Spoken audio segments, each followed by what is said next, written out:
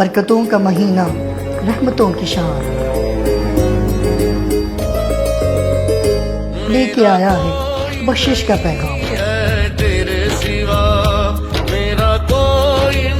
اور ان مبارک ساعتوں میں نیا پاکستان نے کیا ہے رمضان کریم کا اہتمام۔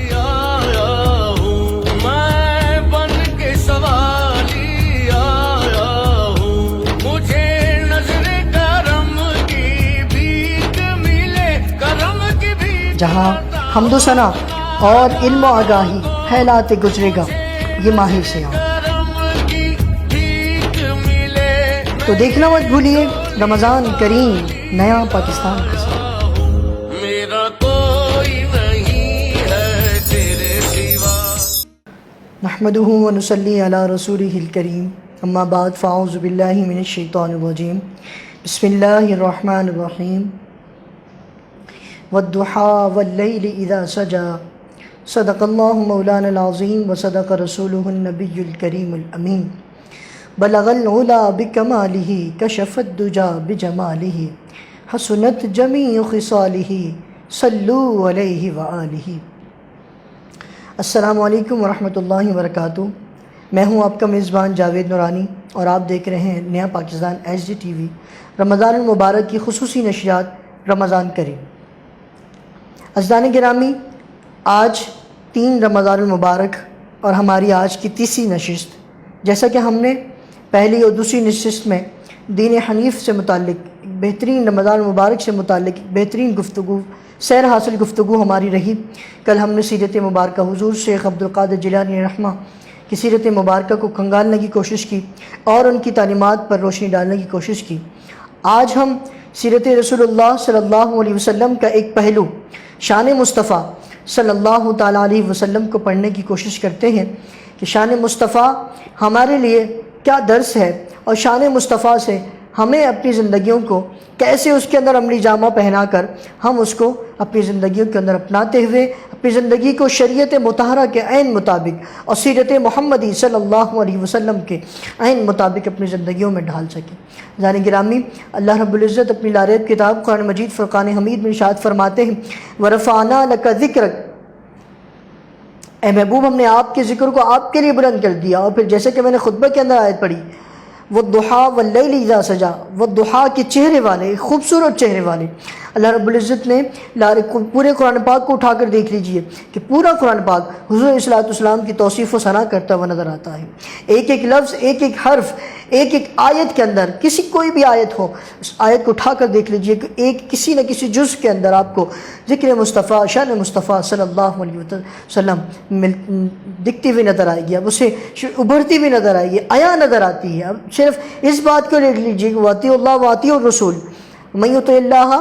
فقد اطاع اللہ، جہاں جہاں اللہ رب العزت نے اپنی اطاعت کرنے کا حکم دیا، اور وہاں وہاں اللہ رب العزت نے اپنے محبوب کی اطاعت کرنے کا حکم دیا۔ عزیزان گرامی، اگر بات کریں ہم صحابہ کرام کی زندگی کی، تو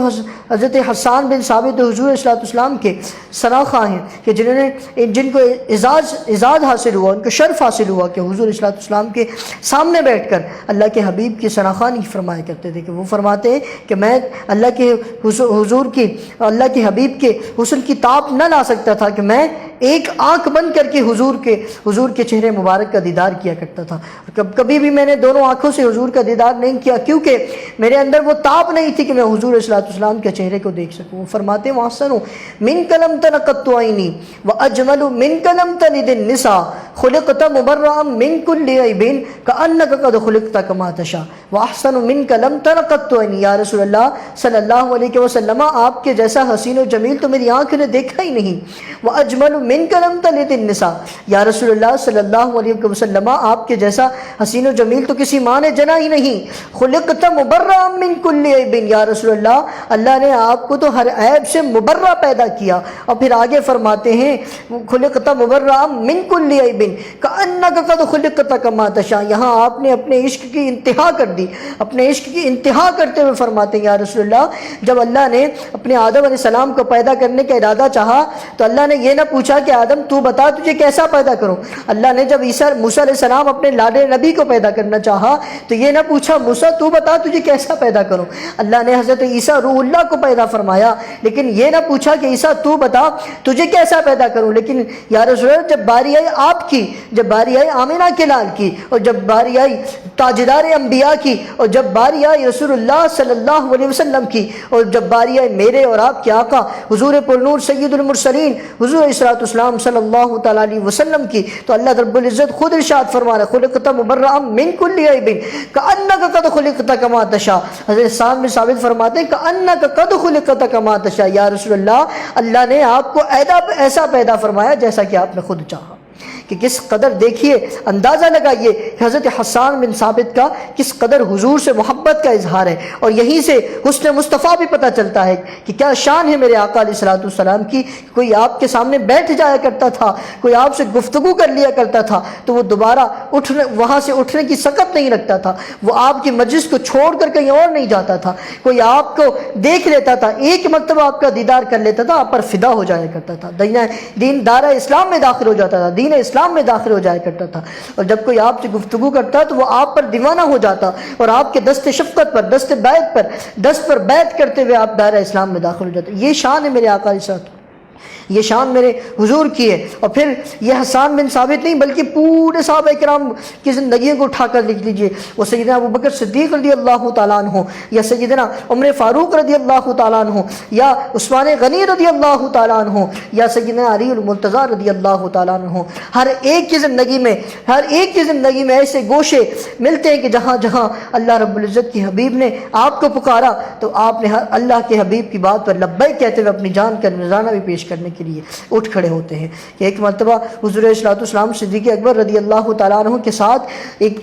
سفر پر تھے کہ آپ نے ایک جگہ جب پڑاؤ ڈالا تو آپ کے پاس سامان سفر ختم ہو چکا تھا، پینے کے لیے پانی موجود نہ تھا، اشیاء خردنوش ختم ہو چکی، کئی صحابہ کرام آپ کے ساتھ موجود۔ صدیق اکبر رضی اللہ تعالیٰ عنہ نے نظر دوڑائی تو دور ایک جھونپڑی نظر آتی ہے، تو صدیق اکبر رضی اللہ تعالیٰ عنہ حضور صلی اللہ علیہ وسلم سے اجازت چاہی، فرمایا یا رسول اللہ اگر آپ اجازت مرحمت فرمائیں تو میں ذرا جا کر جھونپڑی والوں سے پتہ کروں کہ کچھ ان کے پاس اگر پانی موجود ہو تو میں ان سے پانی لے آؤں۔ تو اللہ کے حبیب نے ارشاد فرمایا کہ جاؤ پتہ کرو۔ صدیق اکبر رضی اللہ تعالیٰ عنہ گئے تو جھونپڑی والوں سے پوچھا، دروازہ بجایا، اندر سے خاتون نکلتی ہیں، پوچھا کھانے کے لیے کچھ ہے تو مرحمت فرما دی ہم سفر پر ہیں، یا پانی ہے تو ہمیں پانی بھرنے کی اجازت دی جائے۔ تو وہ نکلنے والی خاتون زبان حال سے کہتی ہے کہ میرے پاس نہ پلانے کے لیے کچھ موجود ہے نہ کھانے کے دینے کے لیے کچھ موجود ہے۔ تو صدیق اکبر رضی اللہ تعالیٰ نے جھونپڑی کے بعد دیکھا کہ ایک بکری بندھی ہوئی تھی، آپ نے خاتون کے چہرے کی طرف دیکھا اور آپ کے جواب سن کر واپس پلٹتے ہیں تو حضور علیہ الصلوۃ والسلام کی بارگاہ میں حاضر ہوتے ہیں، یا رسول اللہ صلی اللہ علیہ وسلم وہ خاتون تو یوں کہتی ہے لیکن ایک بکری اس کے گھر کے باہر بندھی ہے۔ تو اللہ کے حبیب جب خود صدیق اکبر رضی اللہ تعالیٰ کے ساتھ گئے اور جھونپڑی کے دروازہ بجائے تو وہ خاتون دوبارہ نکلتی ہیں تو اللہ کے حبیب نے ارشاد فرمایا کہ بڑھیا اگر تو اجازت دے تو ہم اس بکری سے دودھ دو لیں۔ تو اس بڑھیا نے کہا کہ اس بکری کی ہڈیوں میں تو گودا بھی موجود نہیں ہے، یہ کس طرح دودھ دے سکتی ہے؟ تو اللہ کے حبیب نے ارشاد فرمایا تو اگر اجازت دے تو ہم اس سے دودھ دو سکتے ہیں۔ تو اس خاتون نے کہا اگر یہ بکری دودھ دے سکتی ہے تو مجھے کوئی اعتراض نہیں ہے، آپ دودھ دو لیں۔ تو اللہ کے حبیب نے اس بکری کو اٹھایا، صدیق اکبر لکھنے والے لکھتے ہیں کہ صدیق اکبر رضی اللہ تعالیٰ نے اس بکری کو اٹھایا اور اٹھا کر اللہ کے حبیب کی گود میں دیا، اور اللہ کے حبیب نے جیسے ہی گود میں لیا اس کی بکری کی کمر پر پشت پر اللہ کے حبیب کا ہاتھ پھیرنا تھا کہ بکری کے تھنوں کے اندر دودھ بھر جاتا ہے، اور اس قدر بھر جاتا ہے کہ اللہ لکھنے والے لکھتے ہیں کہ اللہ کے حبیب نے ارشاد فرمایا کہ نکالو صدیق اب اس کا دودھ دو۔ لکھنے والے لکھتے ہیں کہ وہ اس خاتون کے گھر کے تمام برتن بھر جاتے ہیں، تمام صحابہ کرام نے وہ دودھ پیا، صدیق اکبر نے پیا، آخر میں اللہ کے حبیب نے بھی پیا، اور پھر اس خاتون کے گھر کے تمام برتن بھی بھر گئے، لیکن اس بکری کے تھنوں میں دودھ تھا کہ ختم ہونے کا نام نہیں لیتا تھا۔ یہ شان ہے میرے آقا علیہ الصلوۃ والسلام کے دست شفقت کی کہ ایک بکری کہ جس کے اندر جان تک موجود نہیں ہے، اس کی ہڈیوں کے اندر گودا تک موجود نہیں ہے، لیکن اگر آپ دست شفقت اس کی ہڈیوں پر پھیر دیں، دست شفقت اس کی کمر پر پھیر دیں تو اس قدر دودھ جاری ہوتا ہے کہ گھر کے سارے برتن ختم ہو جاتے ہیں، تمام صحابہ کرام تناول کرتے ہیں۔ پی لیتے ہیں اور پھر آپ خود بھی طرح پیتے ہیں، پینے کے بعد وہ دودھ ختم ہونے کا نام نہیں لیتا۔ لکھنے والے لکھتے ہیں کہ اللہ کے حبیب نے ارشاد فرمایا کہ جاؤ اس بکری کو لے جاؤ اور اس خاتون کو واپس کر دو۔ جب وہ بکری واپس کی تو اس خاتون نے پوچھا کہ ذرا یہ تو اپنا نام تو بتاتے جاؤ، کون ہو، کہاں سے آئے ہو؟ کہ اللہ کے حبیب نے ارشاد فرمایا کہ تم اس بکری کو رکھ لو اور اس کا دودھ پیو اور خود بھی پیو اور دوسروں کو بھی اس کا دودھ پلاتی رہو۔ اس بڑھیا کا جو خاون تھا وہ اپنی بکریاں، وہ اس وقت گھر پہ موجود نہیں تھا جب آقا علیہ السلام اس کے گھر پر تشریف لاتے ہیں، وہ گھر پر موجود نہیں تھا۔ تو اس خاتون کہ جب شوہر شام کو بکریاں چرا کر واپس آتا ہے، وہ چرواہا تھا، اپنی بکریاں جب واپس آتا ہے تو دور سے دیکھتا ہے کہ اس کی پرانی سی اس جھونپڑی پر اللہ کی نور کی برسات ہے، اللہ کے نور کی برسات ہے اور چھما چھم رحمت برس رہی ہے۔ جب اس نے دور سے یہ ماجرا دیکھتا تو دوڑتا ہوا گھر پر پہنچا اور دروازہ کھولتے ہی اس سے پہلے کہ وہ خاتون کوئی سوال کرتی تو اس نے کہا، خاتون کچھ بتاتی تو اس کے شوہر نے فوراً سے سوال کیا، اے ام معبد، اس کے بیٹے کا نام معبد تھا، اس کے شوہر نے کہا کہ ام معبد ذرا یہ تو بتا تیری اس پرانی اور کھنڈر جھونپڑی پر آج نور کی برسات کیوں ہے، کیوں اس پر رحمت کی چھما چھم برسات برستی ہے؟ تو وہ خاتون ام معبد کہتی ہے، اے ابو معبد کے باپ، میں کیا بتاؤں کہ وہ آنے والا کون تھا کہ جس کی آج قدم میری جھونپڑی پر رنجا ہوئے تو آج اس قدر اللہ نے رحمت اور برکتیں نازل فرما دی۔ دیکھو گھر میں دودھ کی اس قدر فراوانی ہو چکی ہے کہ گھر کے سارے برتن میں بھر چکی ہوں، لیکن دودھ ختم ہونے کا نام نہیں لیتا۔ لیکن ہاں میں اتنا بتاتی ہوں، وہ آنے والا اتنا خوبصورت تھا کہ جب دور سے آتا تھا تب بھی سونا لگتا تھا اور جب قریب سے میں نے اسے دیکھا تو وہ تب بھی اتنا ہی خوبصورت لگتا تھا۔ اس قدر حضور صلی اللہ علیہ وسلم کا اس حسن مبارک اس قدر کہ آپ کوئی دیکھ لیتا تو وہ آپ پر فدا ہو جاتا، کوئی دور سے دیکھتا تو آپ پر فدا۔ یہ تو وہ نبی ہے، یہ وہ نبی میری اور آپ کی قسمت چمکانے والا کہ جب اللہ رب العزت نے آپ نے مبعوث کیا کہ عرب کے تپتے ہوئے صحراؤں پر ظلم و ستم عام تھا، ظلم و تشدد عام تھا اور بیٹیاں پیدا ہونے کے ساتھ زندہ ہی درگور کر دی جاتی تھی۔ تو وہ نبی ہے کہ جب دنیا میں تشریف لایا تو چاروں طرف روشنیاں ہی روشنیاں کر دی۔ چمک تجھ سے پاتے ہیں، اعلیٰ حضرت ارشاد فرماتے ہیں، چمک تجھ سے پاتے ہیں سب پانے والے، میرا دل بھی چمکا دے چمکانے والے۔ یہ تو وہ نبی ہے کہ جس نے آتے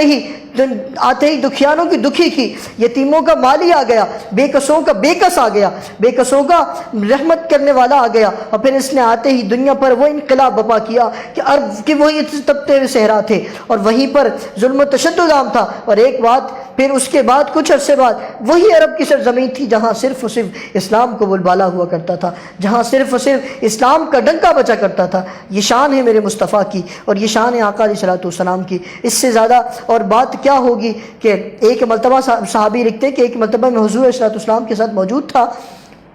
ہم کسی جنگل میں جا رہے تھے کہ وہاں جنگل میں رونے کی آواز آ رہی تھی، تو اللہ کے حبیب نے ارشاد فرمایا کہ جاؤ ذرا پتہ کرو کہ یہ کس کے رونے کی آواز آ رہی ہے۔ تو صحابی فرماتے کہ میں ڈھونڈنے کے لیے نکلا تو ڈھونڈتے دیکھا کہ ایک درخت کے ساتھ ایک ہرن کو باندھا ہوا ہے کسی شخص نے اور وہ زار و قطار رو رہی ہے۔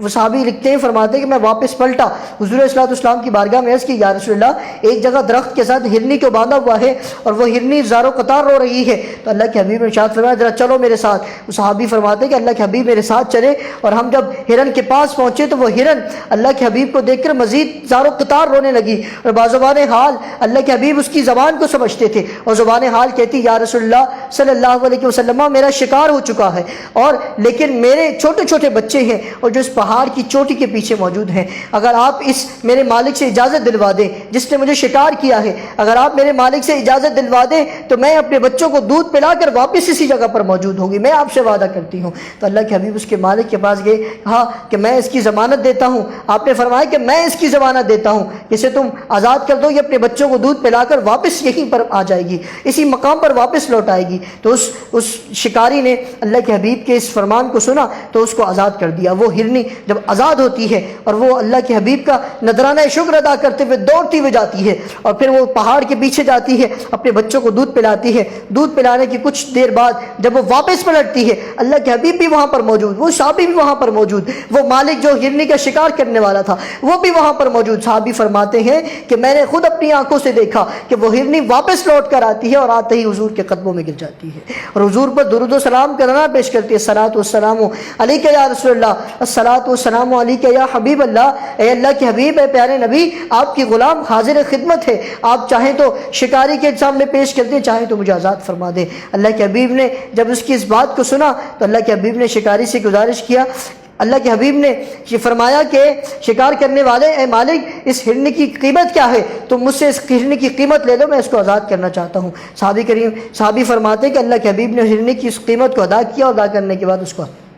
آزاد کر دیا۔ وہ ہرنی جب آزاد ہوتی تھی، جب آزاد ہوئی تو فرماتے ہیں صحابہ کرام، لکھنے والے لکھتے ہیں کہ وہ ہرنی جب اللہ کے حبیب نے اس کو آزاد کر دیا تو وہی ہرنی، وہی جانور، ایک جانور ہے، کیا عقل رکھتا ہے، کیا سمجھ رکھتا ہے، کیا بوجھ رکھتا ہے، لیکن جانتا تھا کہ وہ اللہ کا نبی ہے، یہ وہ حبیب ہے کہ جس کو اللہ نے آخر الزمان بنا کر بھیجا، کہ جس کو اللہ نے عرش قدسی کی سیر کروائی، اور جس کو اللہ نے قرآن کریم میں اپنا حبیب کہا ہے، یہ تو وہ نبی ہے۔ اور پھر یہ جانوروں کی بولی بھی سمجھتا ہے، درختوں کی بولی بھی سمجھتا ہے، اور انسان تو پھر انسان ہے۔ کہ اللہ کے لکھنے والے لکھتے ہیں کہ وہ ہرنی جب آزاد ہوئی، آزاد ہونے کے بعد اس نے اپنے پاؤں پر تھوڑا دور جاتی ہے، اور پھر اپنے سیدھے پاؤں کو، اپنے وہ پنجے تھے اس کو نیچے زمین پر مارتی ہے، اور مارتی ہے تو گویا اس کا کہنا یہ تھا کہ زمین و زمان تمہارے لیے، مکین و مکان تمہارے لیے، ہم آئے یہاں تمہارے لیے، اٹھے تو وہاں تمہارے لیے۔ یعنی وہ نذرانہ شکر ادا کرتی تھی کہ یا رسول اللہ آپ تو یتیموں کے ماوا ہیں، آپ بے کسوں کے عالی ہیں، آپ داد رسوں کی داد رسی کرنے والے ہیں، یا رسول اللہ آپ تو وہ حکیم ہیں، وہ ماوا ہیں جنہوں نے دکھوں کی ماوالی کی، یا رسول اللہ آپ کے جیسا حسین و جمیل۔ پھر وہی شعر آتا ہے میرے ذہن میں کہ حسان بن ثابت فرماتے ہیں وَأَحْسَنُ مِنْكَ لَمْ تَرَ قَطُّ عَيْنِي وَأَجْمَلُ مِنْكَ لَمْ تَلِدِ النِّسَاءُ خُلِقْتَ مُبَرَّأً مِنْ كُلِّ عَيْبٍ كَأَنَّكَ قَدْ خُلِقْتَ كَمَا تَشَاءُ۔ اور پھر اگر شان مصطفیٰ کی شان سننا چاہتے ہو تو جاؤ، حضرت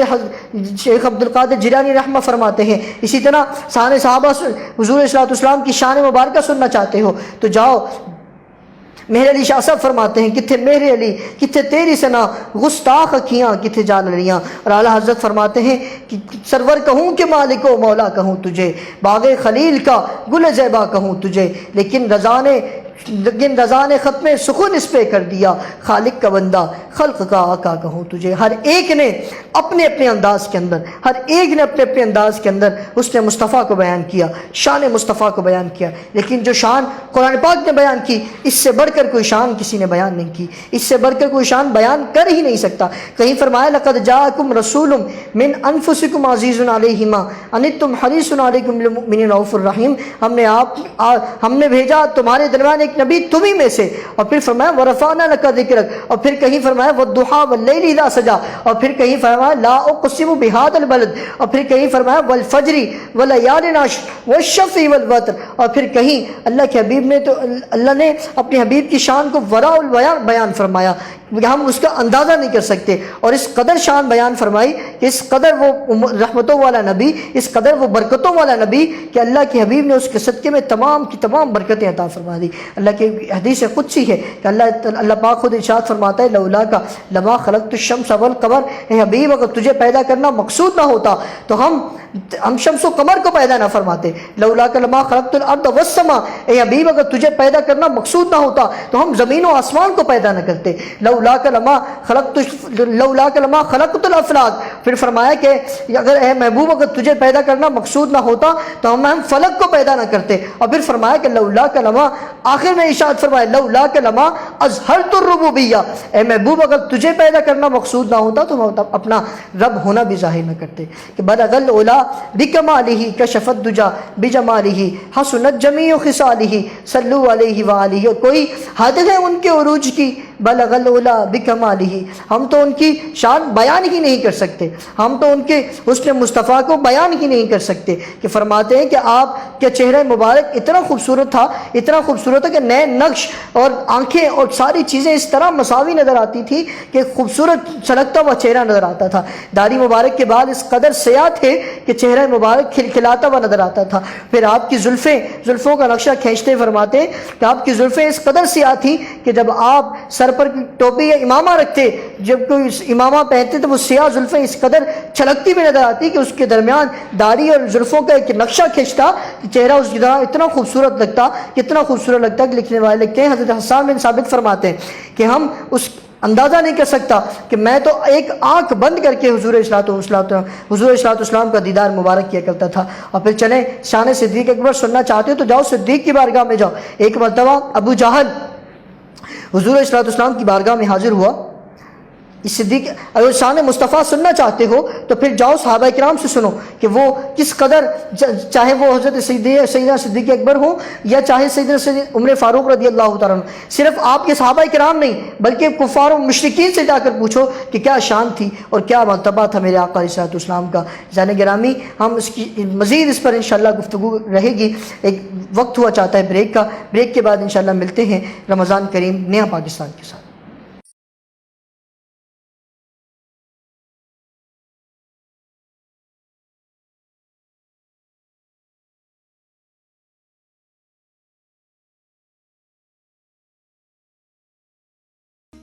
اچھے بچے روتے نہیں ہیں، دیکھو بخار بھی نہیں ہے اور درد ہو رہا ہے نا، تھوڑا سا برداشت کر لو ٹھیک ہو جائے گا۔ کچھ ایسی باتیں سلوین سے دی کڈنی سینٹر میں ڈاکٹرز کرتے ہیں، جہاں سلوین اور اس جیسے 80,000 سے زائد مریضوں کا علاج آپ کی زکوٰۃ سے ہر سال بالکل مفت کیا جاتا ہے۔ اپنی زکوٰۃ و عطیات کڈنی سینٹر کو دیں۔ عبداللہ جب کلاس میں فرسٹ آتا تھا تو ساری مائیں مجھ سے کہتی تھی کتنی خوش نصیب ماں ہیں آپ، خدا کرے ہمارا بیٹا بھی عبداللہ جیسا ہو، کیونکہ اولاد تو سب کو پیاری ہوتی ہے۔ مگر اب تو میں بس یہی دعا کرتی ہوں کہ خدا کرے میرا عبداللہ بھی سارے بیٹوں جیسا ہو۔ بیٹے جب گھر سے جاتے ہیں تو مائیں ان کی خیر مانگتی ہیں، میرا بیٹا تو کہیں جا بھی نہیں سکتا،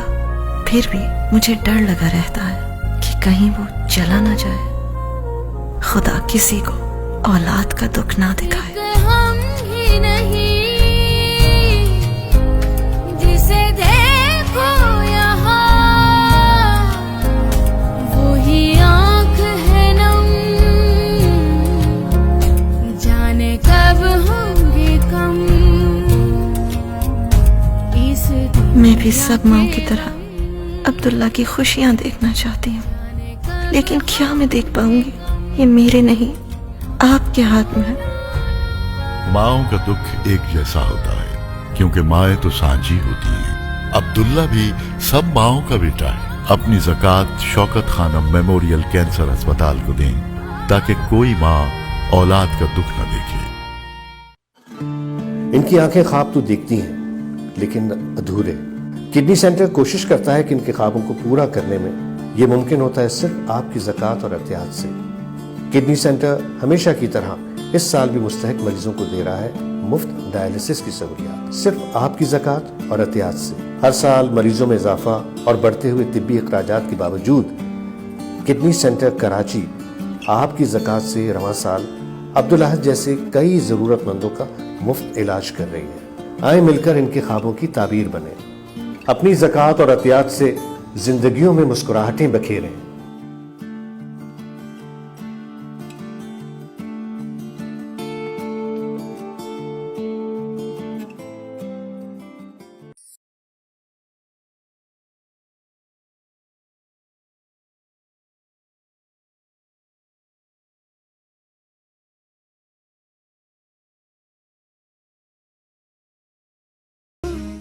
السلام علیکم ورحمۃ اللہ وبرکاتہ۔ ایک مرتبہ پھر نیا پاکستان رمضان مبارک کی خصوصی نشریات رمضان کریم میں آپ کو خوش آمدید۔ جان گرامی، بریک سے پہلے ہم بات کر رہے تھے شان مصطفیٰ اور حسن مصطفیٰ کی، اور یہی آج کا ہمارا گفتگو کا اور یہی ہمارا آج کا موضوع سخن ہے، اور اسی کو ہم نے لب گفتگو بنایا۔ جان گرامی، حسن مصطفیٰ کا ادراک تو عقل انسانی کبھی نہیں کر سکتی۔ میں اور آپ اس بات کا اندازہ نہیں لگا سکتے کہ جس قدر میرے آقا علیہ السلام کو شان عطا فرمائی گئی، عقل انسانی دھنگ رہ جاتی ہے کہ جب سیرت مبارکہ کا مطالعہ کیا جائے کہ رمضان مبارک کا مہینہ ہو یا دیگر ایام ہو، آپ رمضان المبارک کے روزے تو رکھتے ہی رکھتے اور پھر ساتھ ہی ساتھ صحابہ کرام کو بھی اس کی تعلیمات فرماتے، لیکن باقی دنوں میں بھی آپ روزے کی حالت میں ہوتے۔ عزیزان گرامی، کہ اللہ پاک نے آپ کو ایسی صلاحیتیں اور ایسا فقر عطا فرمایا تھا کہ تاجدار انبیاء ہونے کے باوجود آپ کو دنیا کی ملکیت ہونے کے باوجود آپ کے پاس، لیکن اس کے باوجود بھی آپ کی فقر کا یہ عالم، کہ آپ کی نبوت کا یہ عالم، کہ اللہ کے حبیب ہونے کا یہ عالم، کہ ہم اس بات کے ادراک نہیں کر سکتے کہ کئی بار آپ نے پتھر پر فاقے کیے، پتھر باندھے پیٹ پر، اور پھر صحابہ کرام کو کر کے دکھایا۔ جو عمل آپ نے اپنی عملی زندگی کے اندر کیا وہی عمل صحابہ کرام کو کر کے دکھایا۔ اس نے مصطفیٰ کی بات چل رہی تھی کہ ایک مرتبہ سیدہ عائشہ الصدیقہ رضی اللہ تعالیٰ عنہ بیان فرماتی کہ ایک مرتبہ میں گھر پر سلائی کر رہی تھی، ایک مرتبہ میں گھر پر سلائی کر رہی تھی تو میرے ہاتھ سے سوئی گر گئی، رات کا وقت تھا اور چراغ بھی بجھ گیا۔ اب میرے پاس کوئی چراغ جلانے کے لیے تیل نہیں تھا، تیل بھی موجود نہیں تھا کہ میں چراغ جلاؤں اور پھر اپنی سوئی کو تلاش کر سکوں، کہ میں اسی اسنا میں رونے لگی، میری آنکھوں سے آنسو جارو ہو گئے کہ اسی اسنا میں حضور صلی اللہ علیہ وسلم تشریف لاتے ہیں۔ آپ صلی اللہ علیہ وسلم مسکرائے اور آپ عائشہ صدیقہ رضی اللہ تعالیٰ عنہ فرماتے محبت کی بات، کیا محبت کی بات ہے کہ میرے آقا صلی اللہ علیہ وسلم حضرت عائشہ صدیقہ رضی اللہ تعالیٰ عنہ فرماتی ہیں کہ جیسے ہی آپ صلی اللہ علیہ وسلم تشریف لائے اور مسکرائے، اور مسکراتے پوچھا عائشہ کیا ہوا؟ فرماتی ہیں کہ میں نے روتے ہوئے بتایا کہ یا رسول اللہ میرے ہاتھوں سے سوئی کھو گئی ہے اور اندھیرا ہے، مجھے سوئی نہیں مل رہی۔ عائشہ فرماتی ہیں کہ جب آپ صلی اللہ علیہ وسلم مسکرائے، مجھے روتے ہوئے دیکھا تو آپ مسکرانے لگے، کہ آپ کا مسکرانا جب مسکرانا تھا کہ آپ کے دانت مبارک روشن ہو گئے، اور اتنی روشنی ہوئی کہ میرا حجرہ روشن ہو گیا، اور اس روشنی کے اندر میں نے اپنی سوئی کو تلاش کر لیا۔ یہ حسن مصطفیٰ، یہ شان مصطفیٰ۔ اسی واقعے سے مجھے ایک یاد آتی ہے بات کہ حضرت حلیمہ سعدیہ رضی اللہ تعالیٰ عنہ جب آپ حضور صلی اللہ علیہ وسلم کو لے جاتی ہیں اپنے پاس، تو دائیاں جو آپ کے برابر رہنے والی دائیاں تھیں، وہ وہاں عرب کے اندر یہ رواج ہوا کرتا تھا اس وقت کہ جب پیدا ہونے والا بچہ اس کو لوگ دائیاں لے جایا کرتی تھی، پھر اس کی پرورش کیا کرتی تھی، اور 2 سال بعد کچھ عرصے بعد اس کو واپس اس کے والدین تک پہنچا دیا جاتا تھا۔ حلیمہ سعدیہ بھی حضور صلی اللہ علیہ وسلم کو لے کر آئی تھی کہ جب حضور صلی اللہ علیہ وسلم کی پرورش فرمائی تو برابر میں رہنے والی دائیاں فرماتی ہیں اور سوال کرتی حلیمہ کیا تو اتنی امیر ہو گئی ہے، کیا تو اتنی امیر ہو گئی ہے کہ رات کو بھی تیرے گھر دیا جلتا رہتا ہے، رات کو بھی تیرے گھر دیا جلنے کی روشنی ہمیں نظر آتی ہے، کیا تو اتنی امیر ہو گئی ہے؟ تو وہ حلیمہ ہے کہ تیرے پاس تو سفر کرنے کے لیے اونٹنی بھی موجود نہیں تھی، کھانے کے لیے تیرے پاس گھر کے اندر اشیاء خردنوش موجود نہیں تھا، کھانے کے گھر تیرے گھر فاقے پڑا کرتے تھے، آج تو اتنی امیر ہو گئی ہے کہ تیرے پاس اتنا تیل موجود ہے کہ تیرے گھر ساری رات دیا جلتا رہتا ہے تو دیا نہیں بجھاتی۔ ارے عرب کی سرزمین پر تو امیر کبیر لوگ بھی رات کو دیا بجھا دیا کرتے ہیں، تیل اتنا مہنگا ہے، پھر تیرے گھر دیا کیوں جلتا رہتا ہے؟ حلیمہ سعدیہ فرماتی ہے کہ میں کوئی امیر نہیں ہوئی ہوں، لیکن چلو آؤ میں تمہیں دکھاتی ہوں کہ میرے گھر کون سا دیا ہے جو ساری رات جلتا رہتا ہے۔ حلیمہ سعدیہ فرماتی ہیں کہ میں نے تمام کو لیا، لکھنے والے بھی لکھتے ہیں کہ حلیمہ سعدیہ نے ان اپنے ہمسایہ دائیوں کو ساتھ لیا اور اپنے گھر پر لے گئی، اور جب گھر لے جاتی ہے تو فرماتی ہیں کہ اس جب چارپائی کے ساتھ وہ بندھا ہوا پنگوڑا تھا کہ جس کے اندر آپ آرام فرما تھے، جھولے کے اندر آپ آرام فرما تھے، آپ نے اشارہ کرتے ہوئے فرمایا، حلیمہ سعدیہ فرماتی ہے دیکھو یہ وہ چراغ ہے جو ساری رات میرے گھر روشن رہتا، کہ دیکھنے والوں نے جب حضور صلی اللہ علیہ وسلم کا دیدار کیا تو وہ بھی دھنگ رہ گئی کہ یہ کون ہے کہ جس کے آنے سے حلیمہ کے گھر روشنی آ گئی، حلیمہ کے گھر فاقے تھے۔ لکھنے والے لکھتے ہیں کہ جب حضور صلی اللہ علیہ وسلم کو لے کر حلیمہ سعدیہ لا رہی تھی تو وہی اونٹنی تھی جو آتے ہوئے تو بالکل لاغر کمزور تھی، چلنے کے قابل نہیں تھی، جب اللہ کے نبی کو اس پر سوار کر آیا گیا تو وہی اونٹنی تھی کہ تمام دائیوں کی اونٹنیاں پیچھے رہ گئیں، حلیمہ سعدیہ سب سے آگے نکل گئیں، پھر اونٹنی کا قدم جہاں جہاں پڑتا تھا وہاں سبزہ اگ جایا کرتا تھا، جیسی سبزہ اگتا وہ اونٹنی اس کو تناول کرتے ہوئے چلتی چلی جاتی تھی۔ یہ وہ شان مصطفیٰ کی کہ بچپن ہی سے اللہ پاک نے آپ کو وہ معجزات عطا کیے کہ آپ جھولے کے اندر آرام فرمائیں تو چاند کے ساتھ آپ کھیلا کرتے تھے۔ یہ وہ نبی کہ جس کا کھلونا چاند ہو، کہ حلیمہ سعدیہ فرماتے کہ میں نے ایک دفعہ دیکھا کہ چاند کے 2 ٹکڑے ہو گئے، واللہ میں دیکھ کر حیران رہ گئی کہ چاند کے 2 ٹکڑے ہو گئے، تو میں دوڑتی ہوئی جب میری نظر حضور صلی اللہ علیہ وسلم کے جھولے کی طرف گئی تو دیکھا کہ اپنی انگلی چھوٹی سی انگلی کے ساتھ چاند کے ساتھ کھیل رہے ہیں، اور ایک مرتبہ آپ نے یوں اشارہ فرمایا تو چاند کے 2 ٹکڑے ہو گئے، اور پھر یوں اشارہ کیا تو چاند جڑ گیا۔ یہ کمال تھا، یہ مصطفیٰ کا کمال تھا، یہ شان مصطفی تھی۔ تو پھر میں اور آپ، میری اور آپ کی عقل کیسے اندازہ کر سکتی ہے شان مصطفیٰ کا؟ کیسے ہم اس کا نقشہ کھینچ سکتے ہیں؟ کیسے ہم اس کا ادراک کر سکتے ہیں؟ سکتے ہیں، کیونکہ ہمیں تو اپنی صحیح نماز پڑھنے کا طریقہ ہمارے پاس موجود نہیں ہے، صحیح دعا مانگنے کا طریقہ موجود نہیں ہے، صحیح اعمال کرنے کا طریقہ ہمارے پاس موجود نہیں ہے، تو پھر ہم شان مصطفی کا ادراک کیسے کر سکتے ہیں؟ وہ تو وراء الورا ہے، بلغ العلا، کوئی حد ہے ان کے عروج کی، بلغ العلا بکمالہ کشف الدجا بجمالہ حسنت جمیع خصالہ۔ ایک مرتبہ ابو جہل، یہ آپ کے چچا ابو جہل، یہ جاہلوں کا باپ تھا، حالانکہ آپ کے چچا ہیں، سگے چچا ہیں، لیکن سب سے پہلے نبی کا انکار کرنے والے آپ کے چچا، آپ کو جادو کہا کرتے تھے، یہ جادو ٹونے کرنے والا کون ہے؟ یہ میرا بھتیجا جادو ٹونے کرتا ہے۔ جب ایک مرتبہ ابو جہل اپنی ہاتھ کی مٹھی کے اندر ایک مرتبہ پتھر لے کر حاضر ہو گیا، اللہ کے نبی سے ارشاد فرمایا کہ ہاں اگر تم واقعی اللہ کے نبی ہو، اے محمد یار آپ واقعی اللہ کے نبی ہیں، اپنے آپ کو اللہ کا نبی کہتے ہو، تو ذرا بتاؤ میری مٹھی کے اندر بند کیا ہے؟ تو اللہ کے حبیب مسکرائے، مسکرانے کے بعد ارشاد فرمایا کہ ابو جہل کیا میں بتاؤں کہ تیری مٹھی کے اندر کیا ہے، یا جو چیز تیری مٹھی کے اندر موجود ہے وہ خود تجھے بتائے کہ تیرے ہاتھ کے اندر کیا ہے؟ لکھنے والے لکھتے ہیں کہ ابو جہل کی مٹھی سے درود و سلام پڑھنے کی آواز آنے لگی، ابو جہل ڈر گیا، ڈرتے ہی اس نے مٹھی کو کھول دیا، ہاتھوں سے وہ پتھر کی وہ کنکریاں نیچے گر جاتی ہیں، اور نیچے گرتے ہی پھر بھی صلاۃ و سلام اللہ کے حبیب پر درود و سلام پڑھتی ہوئی نظر آتی ہیں۔ یہ شان میرے آقا علیہ الصلوۃ والسلام کی، لیکن پھر بھی وہ اللہ کے حبیب کو نہیں مانتے تھے، کیونکہ صم بکم عمی فہم لا یرجعون، کہ ان کی عقلوں پر پردے تھے، ان کی بصارتوں پر پردے تھے، ان کی آنکھوں پر پردے تھے، ان کی سمجھ بوجھ پر پردے آ چکے تھے۔ تو جس پر پردہ ہو جائے، تو جس کی آنکھوں پر پردہ ہو، جس کے عقلوں پر پردے پڑ جائیں، پھر وہ میرے نبی کی شان کو کیسے سمجھ سکتے ہیں؟ وہ میرے حبیب کی شان کو کیسے بیان کر سکتے ہیں، کیسے سمجھ سکتے ہیں، اور کیسے ان پر ایمان لا سکتے ہیں؟ عزیزان گرامی، ایک مرتبہ جب آپ علیہ الصلوۃ والسلام نے اعلان فرمایا کہ میں عرش قدسی کی سیر کر کے آیا ہوں، واقعہ معراج میں دیکھیے، واقعہ معراج اٹھائیے تو اللہ کے حبیب فرماتے کہ میں عرش قدسی کی سیر کر کے آیا ہوں، رات کے تھوڑے سے حصے میں مسجد حرام سے مسجد اقصی گیا، پھر عرش معلیٰ گیا، پھر عرش قدسی کی سیر کی،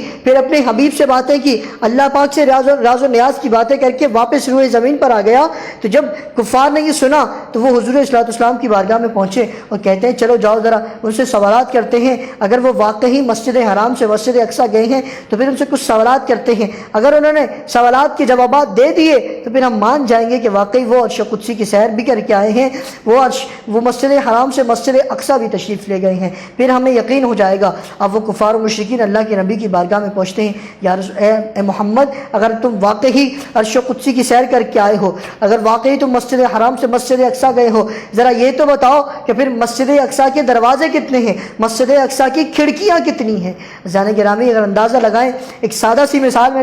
میں آپ کے سامنے رکھتا ہوں، کوئی بھی کسی کے ہاں مہمان جایا کرتا ہے، جب میں اور آپ کسی کے ہاں مہمان جاتے ہیں تو ہم اس کی میزبانی کو سراہتے ہیں، نہ کہ ہم اس کے گھر کی کھڑکیاں دروازے گنا کرتے ہیں، نہ کہ ہم اس کے گھر کی اشیاء کو گنا کرتے ہیں۔ لیکن یہاں دیکھیے شان مصطفیٰ، دیکھیے بڑی محبت کا نقطہ بیان کرنے جا رہا ہوں کہ اللہ کے حبیب کے سامنے جب کفار نے یہ سوال رکھا کہ اے محمد تم واقعی مسجد حرام سے مسجد اقصی گئے ہو تو پھر یہ تو بتاؤ کہ تم مسجد اقصی کے دروازے کتنے ہیں، مسجد اقصی کی کھڑکیاں کتنی ہیں؟ اللہ کے حبیب ارشاد فرماتے ہیں کہ میں نے کچھ دیر کے لیے، کچھ وقت کے لیے آنکھیں بند کی، کفار و مشرکین کا یہ سوال سنا تو کچھ دیر کے لیے آنکھیں بند کی۔ آنکھیں بند کرنا تھا کہ اللہ پاک نے مسجد اقصی کو اٹھا کر ہو بہو میری ہتھیلی پر رکھ دیا کہ اللہ کے حبیب اے محمد عربی، اے تاجدار انبیاء، جبریل کریم حاضر ہوئے اور انہوں نے خود ہو بہو مسجد اقصی کو اٹھا کر میری ہتھیلی پر رکھ دیا اور فرمایا یا رسول اللہ صلی اللہ علیہ وسلم مسجد اقصی آپ کی ہتھیلی پر موجود ہے، آپ کے سامنے موجود ہے،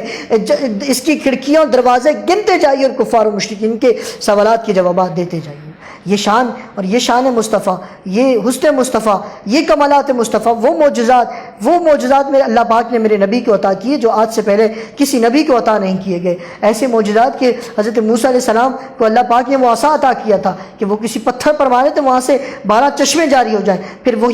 وہی عصا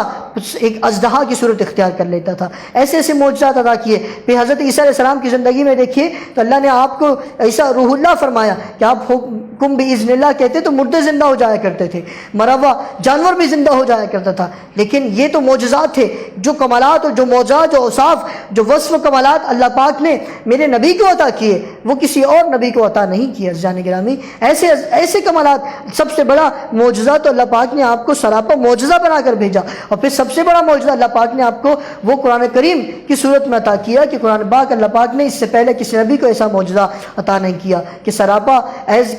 کہ عرب کے بڑے بڑے فصحاء بلغاء نے جب قرآن پاک کی ایک آیت کو سنا، انا اعطیناک الکوثر فصل لربک وانحر ان شانئک هو الابتر، جب ایک آیت کو سنا تو سننے کے بعد وہ کہتے ہیں کہ یہ واقعی یہ کلام کسی بشر کا نہیں ہو سکتا، یہ کلام کسی بشر کا نہیں ہو سکتا. ایسا معجزہ اللہ پاک نے میرے نبی کو عطا کیا کہ قرآن پاک، اور خود اس کی حفاظت فرمائی، انا نحن نزلنا الذکر وانا له لحافظون، کہ ہم ہی اس کے اتارنے والے ہیں اور پھر ہم ہی اس کی حفاظت کرنے والے ہیں. اس سے پہلے جتنے بھی صحیفے اٹھائے، جتنے بھی صحیفے زمین پر اتارے گئے، ان کو اٹھا کر دیکھ لیجئے کہ کوئی بھی آپ کو اصلی حالت میں موجود نہیں ملے گا. یہ وہ واحد قرآن پاک ہے، واحد قرآن پاک کا یہ اعجاز ہے کہ جس طرح یہ اللہ پاک نے اس کو روح زمین پر اتارا، ہو بہو آج ویسا ہی میں اور آپ اس کو پڑھتے ہیں، ہمارے سامنے موجود ہے. یعنی گرامی حسن مصطفیٰ اور شان مصطفیٰ میں اور آپ کیسے اس کا ادراک کر سکتے ہیں؟ چلیے ذرا اس کا اندازہ لگاتے ہیں. پوچھتے ہیں سیدنا صدیق اکبر رضی اللہ تعالیٰ عنہ سے کہ آپ ایک مرتبہ جب آپ ہجرت کر کے مدینہ سے ہجرت کر کے مکہ کی طرف تشریف لے جاتے ہیں، راستے میں غار آتا ہے، آپ نے غار ثور میں آرام فرمانا تھا، تو وہ غار ثور اونچا تھا، پہاڑ کے اوپر موجود تھا. صدیق اکبر رضی اللہ تعالیٰ عنہ نے اللہ کے حبیب کو اپنے کاندھوں پر اٹھایا کہ یا رسول اللہ میرے کاندھوں پر سوار ہو جائیے اور پھر میں آپ کو غار ثور تک پہنچا دیتا ہوں. جب نبوت کا ایک تو خود اللہ کے حبیب، پھر نبوت کا بھی وزن، اللہ صدیق اکبر وہ اللہ کے حبیب کے وہ گہرے دوست، وہ دوست کہ جنہوں نے ہمہ وقت آپ کے سامنے آپ کے ساتھ رہے، چاہے وہ غزوہ کا موقع ہو، جنگوں کا موقع ہو، چاہے وہ کسی بھی طرح اللہ کے حبیب نے حضرت صدیق اکبر رضی اللہ تعالیٰ نے اللہ کے حبیب کا ساتھ نہیں چھوڑا. غار ثور میں اندازہ لگائیے کہ صدیق اکبر رضی اللہ تعالیٰ نے اللہ کے حبیب کو اپنے کاندھوں پر سوار کیا اور سوار کر کے اوپر تشریف لے جاتے ہیں. جب وہاں غار ثور کے بعد جب آپ کو اتارا تو اندر تشریف لے گئے، کہا یا رسول اللہ صلی اللہ علیہ وسلم آپ رکیے، میں غار کا ذرا اندازہ لگا کے آتا ہوں پھر آپ کو اندر بلاؤں گا. حضرت ابوبکر صدیق رضی اللہ تعالیٰ خود اندر تشریف لے گئے. اندر جا کر غار کی دیکھا، غار کے اندر صفائی کرنے والی تھی، اب کوئی کپڑا موجود نہیں تھا. حضرت صدیق اکبر رضی اللہ تعالیٰ اپنی قمیض اتاری اور اس قمیض کے پھر غار ثور کی صفائی کی. صفائی کرنے کے بعد دیکھا کہ اب غار کے اندر مختلف چھوٹے چھوٹے سوراخ بنے ہوئے ہیں. پھر اب اس لکھنے والے لکھتے ہیں قریباً کم و بیش 12 سوراخ تھے. حضرت صدیق اکبر رضی اللہ تعالیٰ عنہ نے اس غار کی سوراخوں کو بند کرنے کے لیے اپنی قمیض پھاڑ دی، اس قمیض کے ٹکڑے ٹکڑے کیے اور پھر ایک ایک غار کے اندر اس غار کو بھر دیا، غار کے سوراخوں کو بھر دیا. لیکن ایک سوراخ رہ جاتا ہے، قمیض ختم ہو جاتی ہے، قمیض کا وہ ٹکڑا ختم ہو جاتا ہے. اللہ کے حبیب کو آپ نے فرمایا کہ یا رسول اللہ صلی اللہ علیہ وسلم اب اندر تشریف لائیے، میں نے سارے سوراخ بند کر دیے، ایک سوراخ باقی ہے. کہ اللہ صدیق اکبر رضی اللہ تعالیٰ نے اپنی ایڑی مبارکہ کو اس سوراخ پر رکھا اور خود اس حالت میں بیٹھے کہ اللہ کے حبیب سے ارشاد فرمایا یا رسول اللہ صلی اللہ علیہ وسلم آپ میری گود میں تشریف فرما ہوں، آپ میری گود میں سر رکھ کے آرام فرما لیجئے. اللہ کے حبیب اب صدیق اکبر کی گود میں آرام فرما ہے. یہاں صدیق دیوار کے ساتھ ٹیک لگائے بیٹھے ہیں، وہاں ایڑی سوراخ پر رکھی ہوئی ہے. لیکن یہ وہ غار تھا کہ جس کے اندر کئی عرصوں سے ایک سانپ رہا کرتا تھا اور اس نے یہ سنا تھا کہ اس غار کے اندر اللہ کے حبیب کا آنا ہوگا، اس غار کے اندر اللہ کے حبیب تشریف لائیں گے، اللہ کے آخری نبی تشریف لائیں گے. وہ اس غار کے اندر اسی لیے موجود تھا کہ اللہ کے حبیب تشریف لائیں گے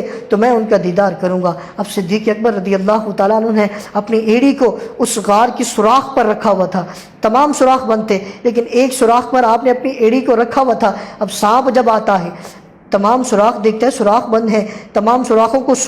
سونگنے پر کوئی خوشبو نہیں آتی، لیکن ایک سوراخ پہ سونگنے پر وہاں سے انسانی خون کی خوشبو آتی ہے. تو سانپ نے زوردار اس پر ڈنگ مارا تو صدیق اکبر رضی اللہ تعالیٰ عنہ کو جھٹکا لگا، ایک دم سے جھٹکا لگا لیکن آپ نے پاؤں مبارکہ نہیں ہٹایا، وہاں درد بڑھتا جا رہا ہے. یہاں صدیق اکبر رضی اللہ تعالیٰ عنہ کی آنکھوں سے آنسو جاری ہوئے اور گود میں تاجدار انبیاء آرام فرما تھے، حضور علیہ الصلوۃ والسلام آرام فرما رہے تھے. اس کہ صدیق اکبر رضی اللہ تعالیٰ کی آنکھوں سے آنسو گرتے ہیں، وہ آنسو جا کر چہرہ مصطفیٰ پر جا کر گرتا ہے. جیسے ہی گرتا ہے تو حضور صلی اللہ علیہ وسلم کی آنکھ کھل جاتی ہے.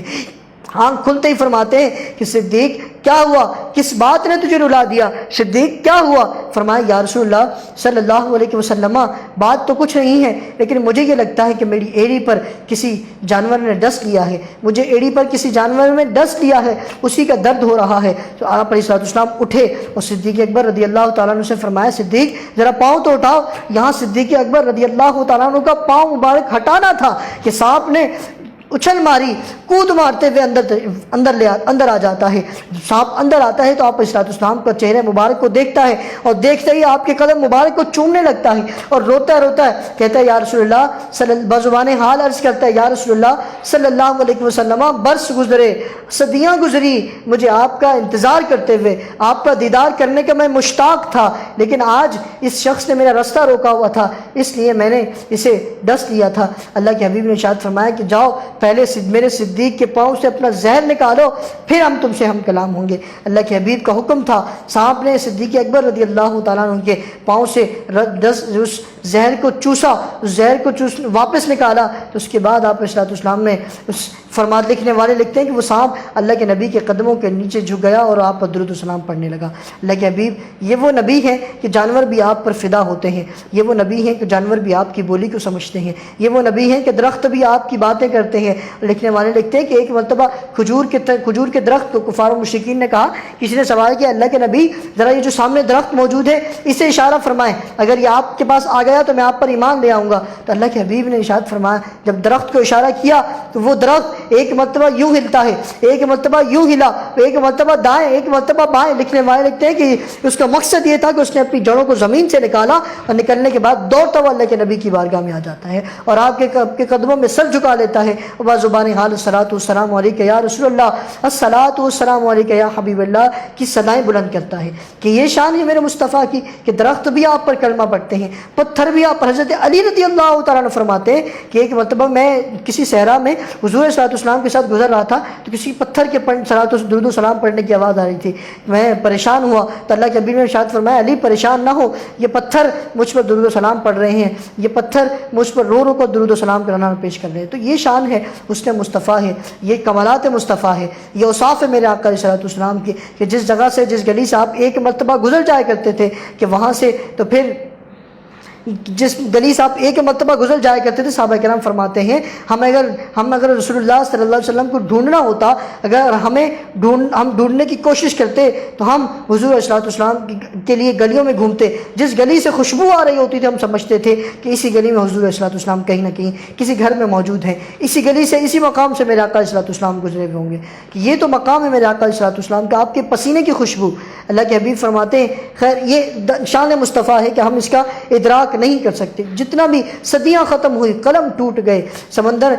کے سارے سمندر سیاہیاں بن جائے اور روح زمین پر جتنے بھی درخت موجود ہیں تمام کے تمام درخت اگر قلم بن جائے، سارے سمندر سیاہیاں بن جائے اور لکھنے والے میرے آقا کے اوصاف و توصیف لکھنے بیٹھے، ثنا خوانی لکھنے بیٹھے، لیکن پھر بھی میرے آقا علیہ السلام کے وصف پورے نہیں ہوں گے کبھی کہیں کسی نے اسی لیے تو شیخ سعدی فرماتے ہیں کہ کوئی حد ہے ان کے عروج کی، بلغ العلا بکمالہ کشف الدجا بجمالہ حسنت جمیع خصالہ۔ جان گرامی رمضان المبارک یہ عظیم مہینہ ہے، یہ وہ مہینہ ہے کہ جس کے اندر اللہ پاک نے ہمارے لیے ہر لمحہ ہر ساتھ اللہ پاک نے ہمارے لیے رحمتوں برکتوں والا فرمایا ہے۔ اس لیے اللہ کے حبیب ارشاد فرماتے ہیں کہ اللہ روزے دار کے پیٹ سے، اس کے معدے سے، اس کے منہ سے نکلنے والی جو بو ہے، آنے والی بو ہے، وہ بھی اللہ پاک کو پسند ہے۔ پھر اللہ کے حبیب ارشاد فرماتے ہیں کہ جس طرح مال کی زکوٰۃ ہوا کرتی ہے، کہ جس طرح مال کو پاک کرنے کے لیے جو 2% 2.5% جو زکوٰۃ ادا کی جاتی ہے مال کو پاک کرنے کے لیے، اسی طرح جسم کی بھی زکوٰۃ ہے، وہ ہے روزہ جسم کی زکوٰۃ ہے۔ جان گرامی رمضان مبارک کا یہ مبارک مہینہ ہے، دعاؤں میں خصوصی دعاؤں کا اہتمام کریں اور لوگوں کی افطار کیمپس کا اہتمام کریں، افطاریاں کروائیں۔ اللہ کی انشاءاللہ اللہ پاک سے دعا ہے کہ ہمارا یہاں اٹھنا اور بیٹھنا، جو کچھ سنانا اپنی بارگاہ میں قبول و منظور فرمائے اور آج رمضان کریم کو ہمارے لیے برکتوں اور رحمتوں والا رمضان کریم بنائیں۔ اللہ پاک سے دعا ہے کہ ہمیں صحیح معنوں میں شریعت مطہرہ پر عمل پیرا ہونے کی توفیق عطا فرمائے۔ دیکھتے رہیے نیا پاکستان رمضان کریم کی خصوصی نشریات، میرا اور آپ کا ساتھ رہے گا 29 رمضان مبارک مبارک یعنی چاند رات تک، اور ہم انشاءاللہ العزیز اسی طرح دین اور رحمتوں سے بھری ہوئی باتیں آپ تک پہنچاتے رہیں گے۔ اجازت دیجیے اپنے میزبان جاوید نورانی کو اور تمام دیکھنے اور سننے والی تمام آنکھوں کو جاوید نورانی کا آداب، تسلیمات۔